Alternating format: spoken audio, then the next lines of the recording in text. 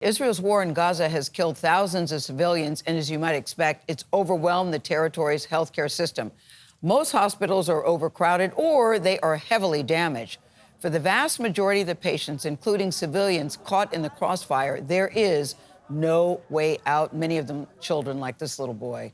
But the United Arab Emirates has pledged to evacuate up to 1,000 injured children and 1,000 cancer patients by plane. Our Imtiaz Tyab was on the latest Mercy flight. It's a hospital like no other. This commercial Boeing 777 has been fitted with state-of-the-art medical equipment by a team of experienced doctors and nurses to collect and care for Gaza's most desperately ill. And the need is desperate. After 11 weeks of war, only 9 out of Gaza's 36 hospitals are still just barely functioning. But these ambulances are a glimmer of hope. On board are dozens of patients who are given rare permission to leave Gaza and travel to Egypt's northern Al Arish airport.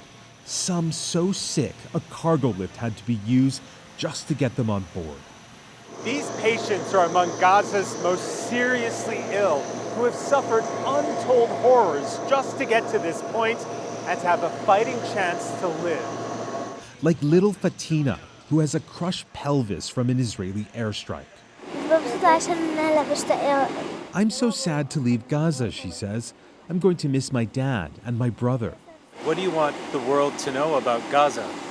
I asked the world for a ceasefire, she says. As other patients board the Mercy flight, some of the smallest patients can't help but be amazed at their new surroundings. Thank you, beams this father. All so grateful to be safe. But amid the relief, exhaustion. Many of these patients have cancer, some so sick they deteriorate right before our eyes. Zahia Sadi Madloum's daughter Rania has liver disease. What was the situation like in Gaza before you left? There isn't a single word that can describe what it was like, she says. We've had wars in Gaza before, but nothing like this one. In total, 132 Palestinians were allowed on this 6th such mercy mission operated by the UAE. Near the back of the plane, we met Isra.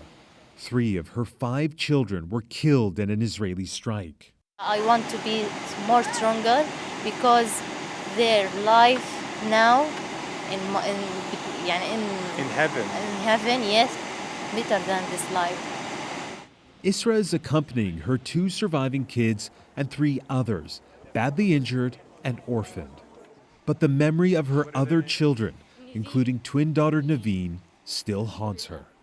She always say to me that I am the moon, I'm like the moon, my name is the moon, and she was really moon.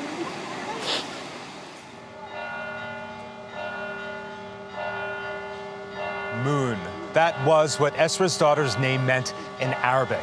And although her surviving kids and the orphan children she now cares for are safely out of Gaza and in the UAE, she tells us she still lives in darkness. Vlad.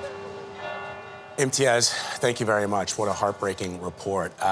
It's really painful to hear a mother say that at least their children are in heaven because it's better for them to be there than where they were. Just with her saying, though, I'm still haunted. She says I'm still haunted. Now, once you see that, see that, you can't unsee that. The looks of the face on the children. The little girl asking for a ceasefire. Yes. That's it.